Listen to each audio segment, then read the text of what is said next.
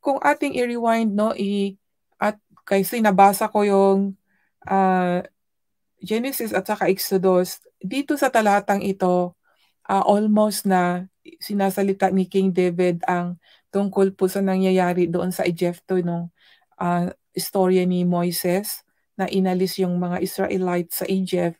And then, itong mga Israelites ay talagang wala silang patience, yung madali po silang mag-ano, ano ba yun, yung wala silang pagtitiyaga, reklamador po sila. Kaya doon po ang Panginoon ay nagalit po sa sarili niyang bansa 'no.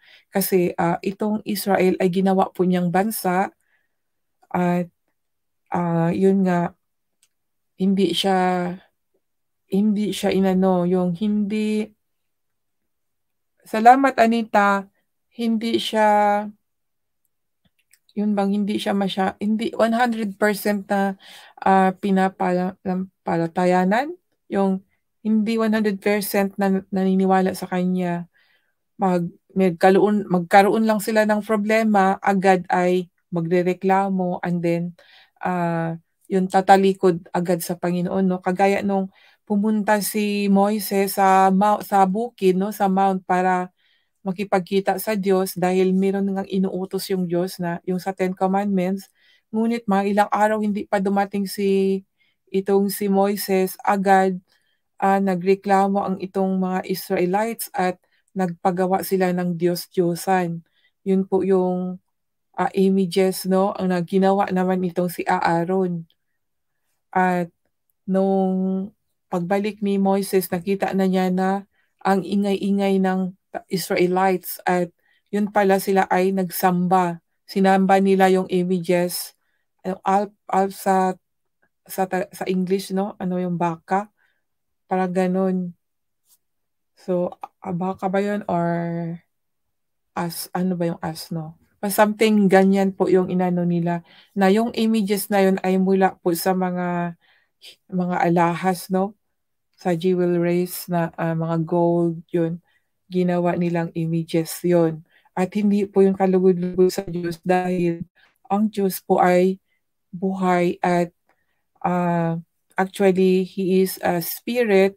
Minsan nga, nagpapakita siya through ulap 'no, sa mga clouds. Kung ating balikan yung nababasa natin doon sa, ah, Exodus, even sa Genesis po, yun po 'pag kumausap po ang Panginoon ay may boses. Hindi po kagaya ng mga images, kahit ngayon ang mga images ay wala pong boses 'no, hindi po nakapagsalita, ginagawa lang po sa kamay ng tao. At hindi po yun po ay ano ba yun, kasuklam-suklam sa mata ng Diyos po. So ngayon po, sinabi po dito sa unang verse na purihin po ninyo ang Panginoon at magpasalamat kayo sa Panginoon sapagkat siya ay mabuti, sapagkat ang kaniyang kagandang loob ay magpakailanman. So yan po ang i-apply natin mga kaibigan. Kailangan po natin, purihin ang Panginoon through worship, songs, and, siyempre magpapasalamat at, ah manalangin 'no, magdasal, kailangan po natin magdasal. Kasi sa totoo lang 'no, sa sobrang busy natin parang ayaw na nating magdasal.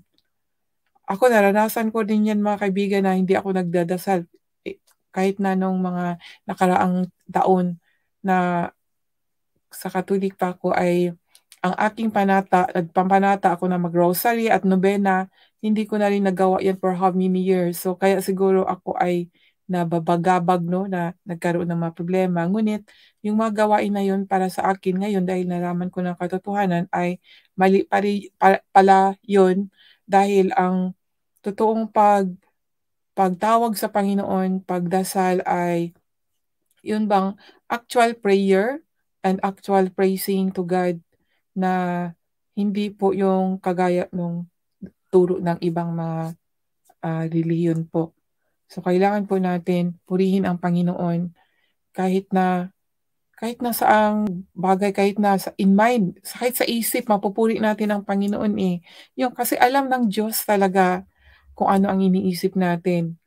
Ako sa totoo lang 'no, testimony, sa trabaho ko po, lagi ko pong pinupuri ang Panginoon. Dahil sa trabaho ko ako lang din naman isa sa convenient. So, habang nagwo-work ang kamay ko, ang iniisip ko po palagi ang Panginoon.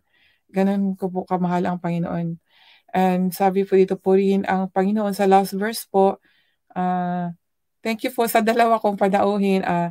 Sabi po din sa last verse, first and the last verse po ang aking i-ano dito na purihin ang Panginoon, ang Diyos ng Israel. Ang Diyos ng Israel, ito ang pinaka, ano ba yun, kahit si Abraham, itong si itong ang Diyos natin ngayon ay mula po sa Diyos ni Abraham, Isaac, and Jacob, no? Kaya sabi, purihin ang Panginoon, ang Diyos ng Israel, mula sa walang pasimula hanggang sa walang hanggan. Yan mga kaibigan.